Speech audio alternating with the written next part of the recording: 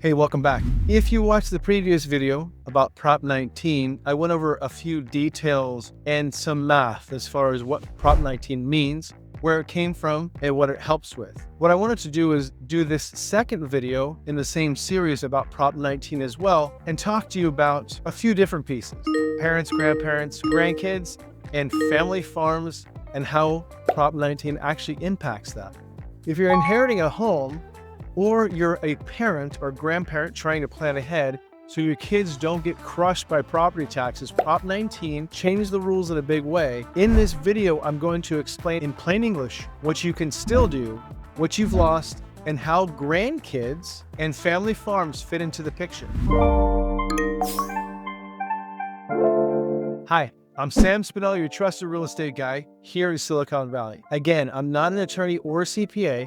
This is educational only, so you can have a good conversation with your attorney, CPA, and have better questions for them. And so if we look at this, a parent-to-child, the main Prop 19 inheritance rule. Under Prop 19, you can still get property tax relief when a parent passes a family home to a child, but the rules are much more strict. They become much stricter. To keep the low tax base, all of these have to be true. It must be a family home or family farm. The parents, and yes, family farm, they're going to assess it.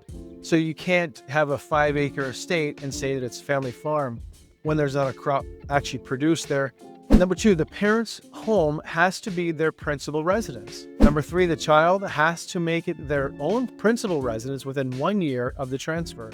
Number 4, the child must file the homeowner's exemption within the county. Number 5, the child files the Prop 19 claim form, its BOE-19-P with the assessor. On top of that, there's a value cap. The child can keep the old tax base up to, if it's parent's taxable value, plus $1,044,586 for transfers from February 16th, 2025 through February 15th, 2027. If the home's market value at the date of transfer is higher than that amount, the excess gets added to the taxable value. You don't lose everything, you get partial relief, but it's not the screaming deal we used to have before Prop 19. Remember, we're pointing out some negatives here about Prop 19. And this is the big one. This is the big hairy creature in the corner. If you don't move in and claim the exemption, in most cases, the property gets fully reassessed to the market value. So mom and dad purchased the property back in 1979 for $150,000, and that's what it was currently assessed at, not going more than 2% per year since 1979. And you don't claim as your primary residence, and you don't claim the exemption, and now it's worth $3 million, you're going to get hit with a full $3 million pop at 1.25% throughout the year. That's a lot of money. So it's over $3,000 a month. Now it's going to be reassessed at $3 million. You'll be on the hook for over $3,000 a month. Not only that, you're also not going to have that assessment moving forward. And so you'll fall into Prop 13, sure, but now you're going to be hit continuously over time. So it's not going to go back the initial assessment. Now let's take a look at the grandparent-to-grandchild, the edge case. So if we're talking about the grandparents-to-grandchild, because this is where a lot of people are confused, this does cause a lot of confusion, and I've had this conversation pretty often. Under Prop 19, there is an exclusion for transfers from grandparents to grandchildren, but it's very limited. To qualify, all the grandchild's parents who are children of the grandparents must be deceased. So my grandma and grandpa want to give me a home. My father or mother is no longer talking to my grandparents, put it in a nice way. My grandparents want to jump over my mother or father, and they want to give me the home. That becomes an issue. I have a mother or a father who are still alive. The property has to be a family home or family farm. For a family home, the grandchild has to move in within 1 year and claim the homeowner's exemption, just like a child would. The grandchild files the grandparent-to-grandchild claim form BOE-19-G with the assessors. The same value cap applies. Taxable value plus the indexed amount, which is currently $1,044,586 through February 15th, 2027. So yes, grandparent to grandchild is possible, but only if the middle generation is gone and the other requirements are met. That's why most families don't qualify and it often feels like it doesn't exist. So it does exist, but with very strict guidelines. Now let's talk about what the family farm is. It's not about a cute farmhouse with a red barn for Prop 19. A family farm is any real property that is under cultivation, used for pasture or grazing, or used to produce an agricultural commodity for commercial purposes. In plain English, please, an orchard, vineyard, grazing land, or a working crop property that actually sells product. That's very likely a family farm. A big lot with a lawn and a few tomato plants for personal use is not a family farm.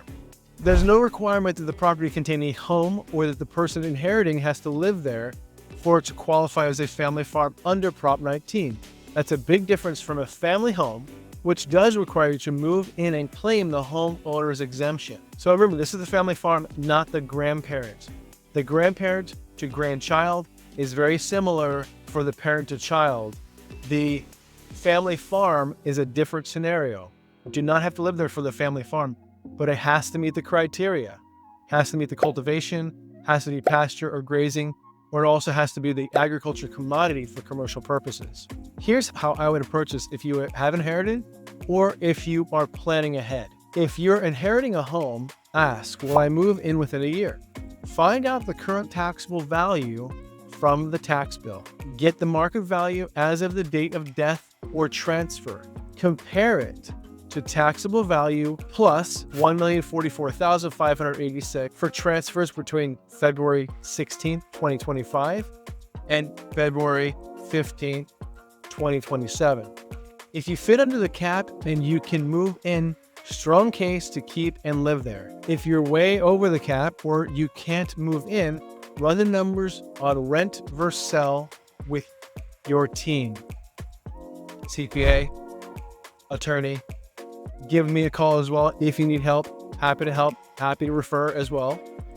If the property is more like a farm or ranch, confirm it's actually being farmed, grazed, or used commercially. Talk to your tax pro about using the family farm rules to keep your favorable taxes even if you don't live there. If you need a tax professional, please let me know. I'm happy to refer. If you're in Santa Clara County, San Mateo County, and you've inherited a property, you're worried about a big reassessment, or you have land that might count as a family farm, send me a message, Prop 19 Family, and I'll help you estimate the tax impact, show you keep versus sell scenarios, and connect you with a local attorney or CPA who lives and breathes this stuff and these scenarios. Please hit like and subscribe.